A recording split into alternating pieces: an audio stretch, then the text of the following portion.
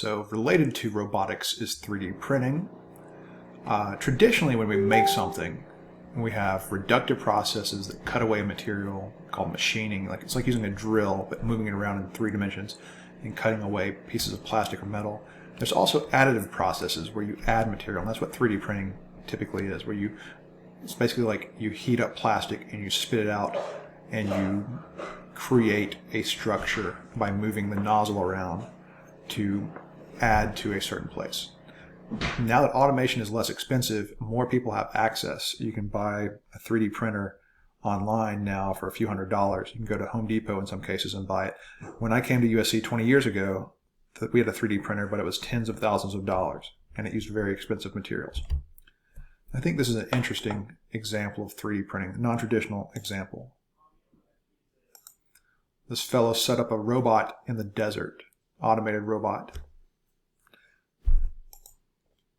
He has a shelter to keep him out of the sun.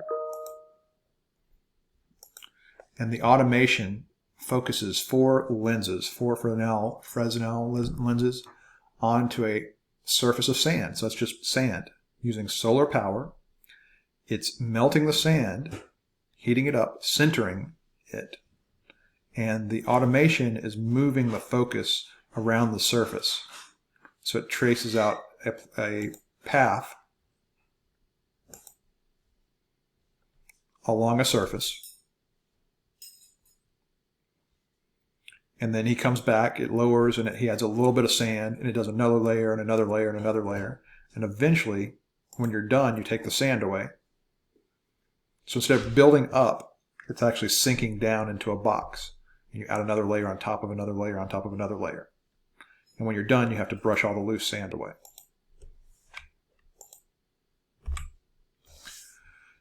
Another interesting application is a fellow that made a big 3D printer that prints concrete. So instead of plastic, it spits out a nice little mix of concrete, layer by layer by layer.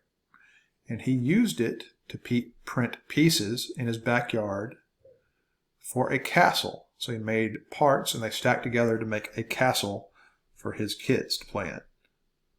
Pieces of concrete. And they've made larger industrial scale 3D printers, robots, that basically make a house. So these parts are pretty big in scale. It's a larger application, but it's simple motors, gears, pulleys, chains. And it's printing the entire building, piece by piece by piece.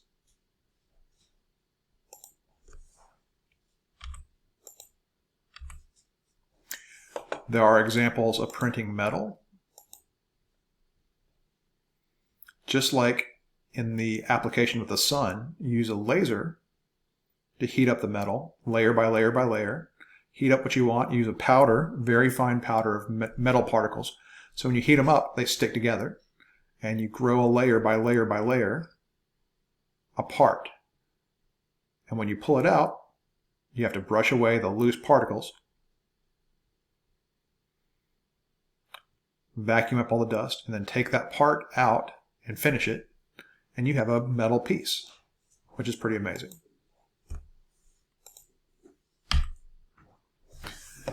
What about biology? This is a snip from an old movie, Fifth Element, science fiction, probably 25-year-old movie. The effects actually still stand up pretty well. Bruce Willis is one of the stars, and they found the fifth element, just a DNA sample, basically. And they're going to put it in the computer, scan the DNA, and then build that creature. Which seems like a bad idea. But the military knows that the fifth element is supposed to be a weapon. So they authorize this dangerous procedure. And then it has a 3D bioprinter. Slices of a bone. Slices of the body. Stacking them together.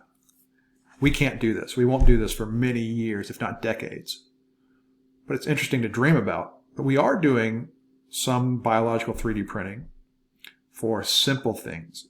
They're looking at simple organs. I think I saw something about a bladder, maybe plastic surgery, helping rebuild an ear with biocompatible composites and polymers. So it's an interesting approach to think about trying to do these things with all sorts of different types of materials. And what they eventually print out is Lilu, the girl with the orange hair. It's a great movie, I think. What are some advantages and disadvantages? Well, you can make almost anything. Anything you can design, you can probably print it with a 3D printer. It's relatively inexpensive to set up the system and to print things. And there's a big community out there. If you go to the Thingiverse website, you don't have to usually design intricate things. You can download someone's file, they put it up there for you. So if you want to download and print your own Lego pieces or Settlers of Catan parts, and you have a 3D printer, you can download those files from Thingiverse and just go to town, print stuff up. But it is slow. A print can take overnight, and a lot of times will fail overnight. There aren't a whole lot of materials you can print with right now. Some plastics, some metals, and specialty cases, but for most people, you're stuck with low quality plastic, and the details aren't very good. It's not perfect. The layering, you can see where the layers occur. We have a high quality laser lithography printer, so instead of extruding plastic, it uses a laser to take a liquid polymer into plastic. And that makes really nice printouts, but it's really slow because each layer is really, really, really thin. But it's amazing when it works, and it's great for making a single special design like a prototype. Now, how do we usually manufacture things? We don't manufacture cars with 3D printing. What we do is something like this. You should take a sheet of metal, put it in a press. It forms it using a lot of pressure. It has another press that cuts off portions of the metal. So you see how fast that is? Boom, boom. If you've ever been to a car factory like BMW, you can hear the stamping machine, boom, boom. Every time you hear the boom, that means that something's pressed and a part is going to be coming out. It's going to be really, really loud. So the human doesn't have to run the press. A lot of that's automated. The human is putting the parts together in a lot of cases because it's right now, currently, for now, sometimes difficult to put the pieces in the right spot, to grip the piece and move it from one stack to another. So the human might do some of this basic assembly and let the robot do, once the parts are set up, the robot will do a lot of the welding and putting things together. But usually, depending on how automated your process is, you can automate almost anything, but it's all a trade-off between how much the robot costs and how much you want to automate that process. Injection molding is another way that we often manufacture things. So in injection molding, this is, let me back up. An injection molding type machine, you have plastic that comes in, pellets of plastic. They go into a screw press. And that screw press has heaters. So you heat up the plastic, you get it to the right temperature. And the screw press pressurizes the plastic. So by turning the screw, it basically pressurizes this molten plastic into a valve. And that hot plastic is in a tube. And then it opens a valve at the end to let the plastic go into a mold. So that plastic will go into a high pressure mold. It'll squirt the plastic in there and fill up the void space. And as long as you've set up the system correctly, it'll let it cool a little bit, it'll open up, and the plastic part will fall out. It'll refill, get ready for the next part. So that part will drop into a bin. In this injection molding process, you can make a complicated part very rapidly.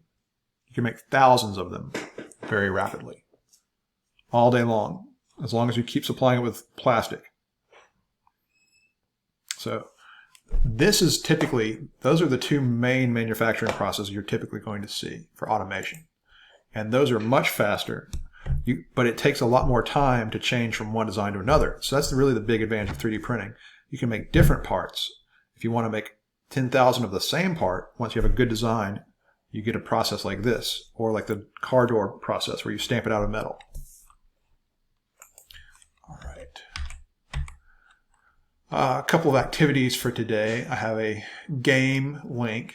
Why would I put in a silly game about these lemmings? This is an old game from almost 30 years ago. You have these little guys that follow each other, and they are dumb, and you have to tell them what to do. You have limited resources, so some will dig, some have umbrellas, some will turn into a bomb and it blow up. And your goal is to get them from one place to the exit, as many as you can, or whatever the target is. It's a simple game, but it makes you think about problem solving. And it's sort of like computers. If you tell a robot to do something stupid, it's not going to solve your problem. You have to be smart about what you tell your robot or your computer program what to do. There's also a link to a simple motor. So if you just have a AA battery and some wire and some magnets, you can make a motor that actually spins around. It's pretty cool, but it's a little tricky to bend the wire into the right shape to get it to work. You can do it, but it's going to take some doing. Follow the YouTube videos, look for different examples online. I am not an expert in this area. I've tried it a couple of times and I've had a little bit of success, but there are other people that are much better at this than I am. And I'll point you to them. What's happening when you make a motor, if you want to make something move with electricity, if electricity flows through a wire, it creates a magnetic field. So when that magnetic field interacts with a permanent magnet, it creates force.